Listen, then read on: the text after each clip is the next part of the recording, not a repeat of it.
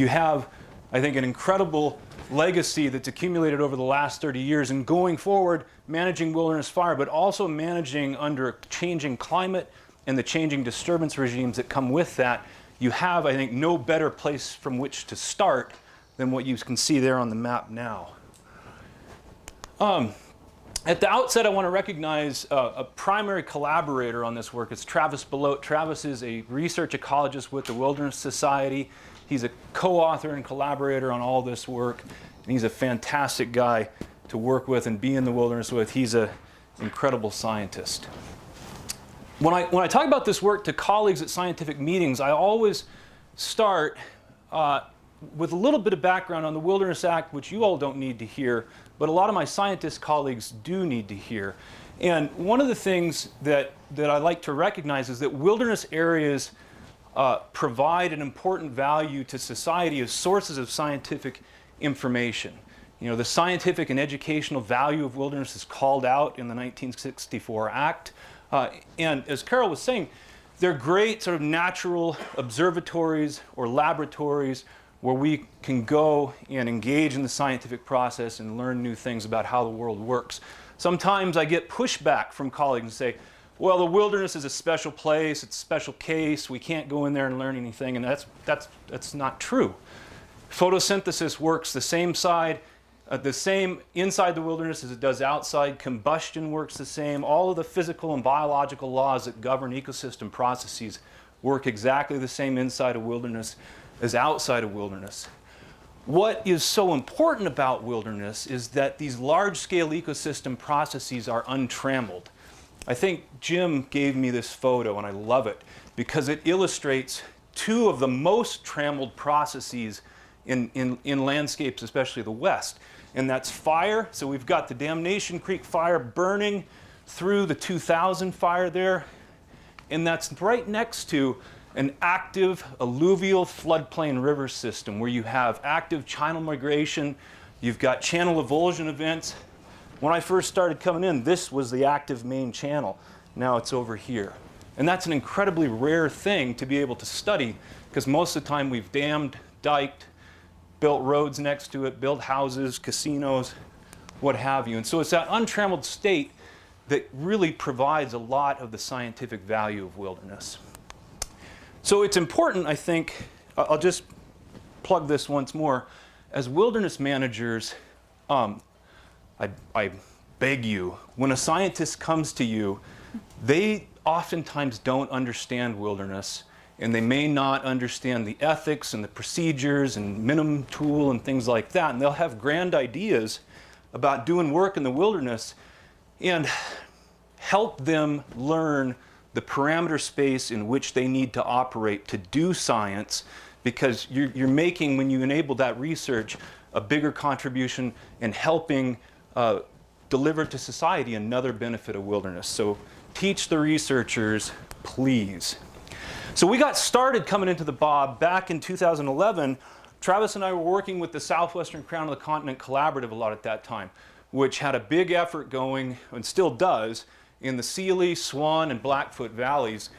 And you know, it occurred to us, we've got this wonderful landscape just over the ridge with an active fire regime. And so the question was, can we go into the wilderness and essentially develop sort of reference conditions, a benchmark against which to compare and to calibrate treatments outside of the wilderness landscape. We got started, we were focused on the larch mixed conifer type. We've got a couple of papers that have been published on that. I'm not going to talk about it today, but I wanted you to know that's where we got started. And so here's the Southwestern Crown landscape here, and it sort of gives a big bear hug to the Scapegoat and Bob Marshall country. And that's what brought us in here to begin with. And we were working in these sorts of burned landscapes, saying, you know, let's look at what fire does, what sort of stand dynamics, fire effects, post-fire successional trajectories that we see, and begin to use that to guide some of the silvicultural prescriptions and the prescribed fire activities outside of the wilderness. So what I am going to talk about, I'll focus on another study that we completed a few years ago that Carol gave an introduction to. The Bob hosts some ponderosa pine forest. Not really extensive, but what is there is incredibly impressive, beautiful stuff. Most of it, with the exception of White River Park, maybe a little bit of Murphy Flat, are sites that can support mixed conifer, but the pines do well there, and given an active fire regime, the pines dominate. And so these are just some photos to kind of give you a sense of what it looked like, especially what it looked like back in 2010. You know, you can see we've got the big pines embedded in this matrix of fire and beetle-killed lodgepole and Doug fir. And there's obvious evidence of historical frequent fires, or at least intermediate frequency fires when you look for it. Here's a great fire scar. There's a couple of quotes that kind of set the stage.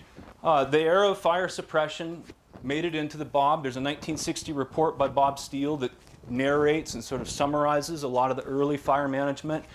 And even by 1960, the changes, the successional changes were apparent in the ponderosa pine type. And then Steve Arno, had a great summary about the apparent transition from the classical open conditions to the dense mixed conifer that we saw. And so I've got a little conceptual model that sort of illustrate some of the things that we've learned through this particular case study. We start with what we know about how ponderosa pine types functioned historically, with that feedback of frequent fire maintaining a savanna type structure with a pine grass and other forbs in the understory and the big tree overstory. And there we take fire out of the system, succession advances, and it gives us the heavy fuel loads, the contagion of the canopy fuels. And the big concern, and I'm thinking both in the wilderness and outside, especially actually outside right now, is that with that fire exclusion, we have created essentially an unstable condition that is predisposed to high severity fires and predisposed to be maintained in a new fire regime characterized by high severity. And so that's the concern. And to come back now into the South Fork, so we had the 2003 fires. I wasn't here for that, but they burned through a big chunk of the ponderosa pine in the South Fork country. And Bob Keene and others got in shortly after and started a pretty extensive monitoring program to track the injury and health and mortality. And when you read Bob's 2003 paper, or the paper that summarizes that work, the outlook is just grim. It's like, man, we lost a bunch of them, and it looks like we're going to lose a bunch more. And they raised some really, I think, interesting ethical questions about management and silvicultural interventions in the wilderness. And it was clear that what I read from this is that things were not looking good at 2003, 2004, 2005. And so here's a few pictures of what things looked like when I first came in here in 2010. This is Pack Rat Mountain. We're just north of Big Prairie here. You can see that there's a telephone pole right here in the foreground. And you see those big dominant pines embedded in this sea of snags, and they've persisted through that. So this was our first trip through. That's what it looked like. I was thinking it looked pretty darn good, actually. I had Bob's paper with us, and I was kind of looking at it, looking at the landscape. It's like, man, it looks better than it did when they were in here. Now, Signe, who worked at Spotted Bear for a while, and then she went on to work for Bob and did some research in the wilderness, revisited these sites in 2009. And what I'll point out here is this bar right here is way taller. That's the healthy trees that they inventoried. And a lot of those injured trees that they thought were going to die had come back, bounced back, and we had a really good condition with the big overstory pines. But the other thing they talked about was the amazing regeneration, primarily of lodgepole pine. And so in that fire exclusion period, you'd accumulated a big seed bank, especially in the lodgepole. And so even after that first fire, the next slide is just a zoomed in right here. Thousands and tens of thousands of seedlings per acre. I mean, this is basic fire ecology. You all know this goes on. But if we put that in sort of our conceptual framework, even though we'd had a fire and had changed this initial condition right here, we were still on a trajectory to those lodgepole coming back, maintaining a closed canopy, high fuel load system. And they talk a lot about that, some real insightful comments on that.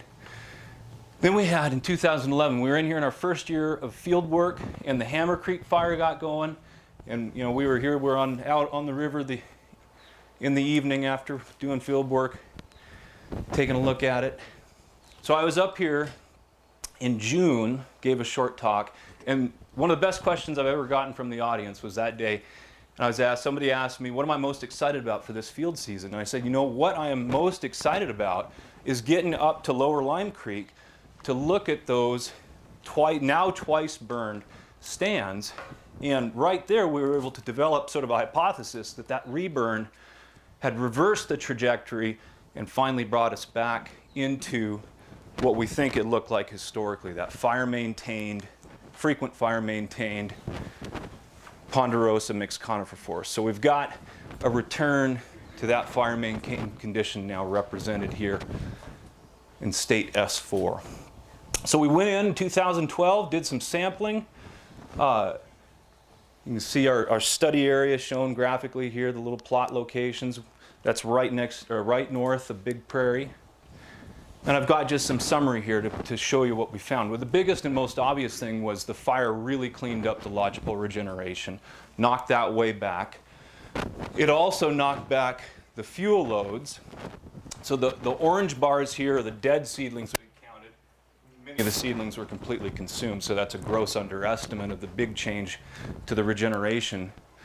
The timing was just right.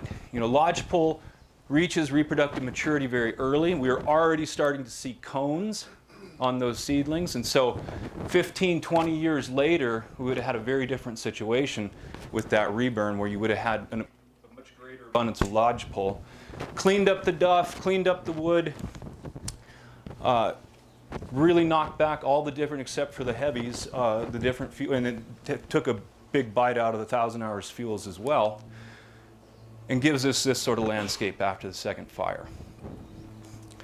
And when we look at new mortality in the ponderosa pine in particular, if we look down here, this column, the second from the right, are new dead trees after that second fire. We used the same sort of assessment categorization system that Keene had used. Very little new mortality in the ponderosa pine, and it was all due to burning of basal fire scars and bark peel scars, not due to injury that we saw. But it continued that second fire to knock back the Douglas fir population, to knock back the lodgepole pine population. And so we've got now a true mixed conifer forest, but one that is open, low density. And now we just came out from a sampling trip here about a week ago, on Sunday actually.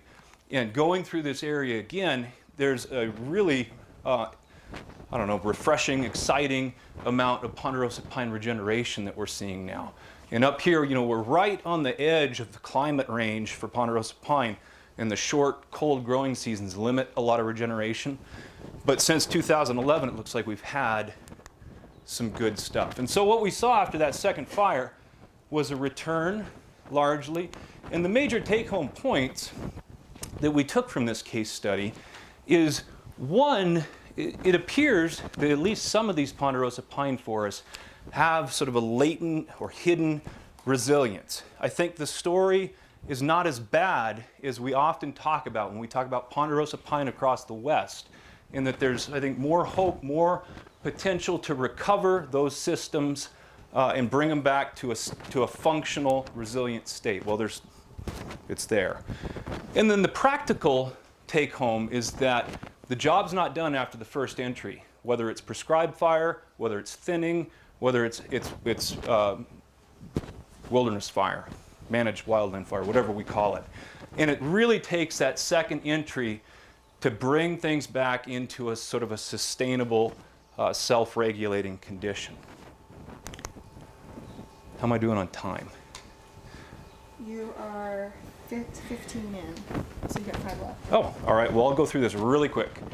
So that's work that's already done, and I want to just tell you a little bit more about the work that's ongoing right now. The Joint Fire Science Program has funded us, and that's what the current sampling campaign is about. We've got a crew in the woods right now still working, and the work that I just shared raised more questions, and we wanted to study reburns in a wider range of forest conditions across the whole valley. And so now we're sampling, we've got a chronosequence of reburns from 03 on 85 up on Charlotte Peak. We've got 03 on 91, 99, and now more recent reburns. And so we've got a sampling effort going on in once burned forest, in paired reburn forest, and we've also been capturing the fire refugia that haven't been burned.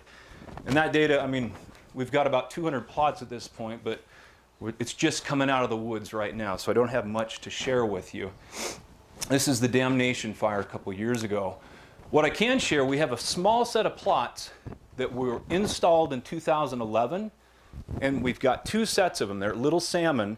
We've got a set on one side of the river that's been burned once, and a set on the other side of the river that's now been burned twice. And so we had measurements in 2011 from when it had been burned once, and then we went and remeasured again in 2015. And so both these graphs show in 2011 the fine fuel load, the same site 4 years later, 2015, the fine fuel load.